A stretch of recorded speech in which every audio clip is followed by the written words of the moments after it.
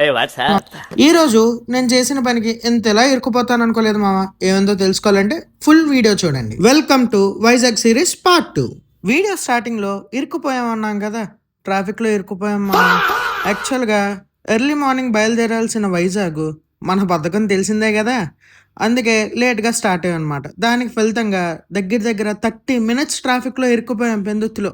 Depression car కాబట్టి సరిపోయింది, కానీ వైజాగ్ ఎండల్లో బైక్ అయితే సరదా తీరిపోతుంది మావా. వైజాగ్ వస్తే మనం మన ఫ్రెండ్స్ని మర్చిపోతాం. అలా మా ఫ్రెండ్ని పికప్ చేసుకొని ముందు తినడానికి బయలుదేరిపోయాం మావా. తినడానికి బయలుదేరుతుంటే ఒక బ్లాక్ బ్యూటీ ఎదురైంది మావా. అదేటో కాదు, డిఫెండర్.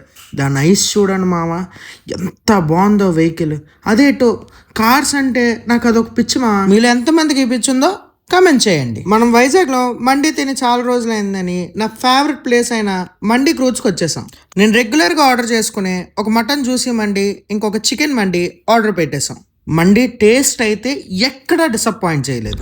మండీ తినేసాక మన వైజాగ్ వాళ్ళకి ఎంతో ఇష్టమైన సిఎంఆర్ సెంట్రల్కి వచ్చేసాం. సిఎంఆర్ సెంట్రల్లో మేమేం చూసామో ఏం చేసామో నెక్స్ట్ పార్ట్లో చెప్తాను. Until then bye. Bye bye.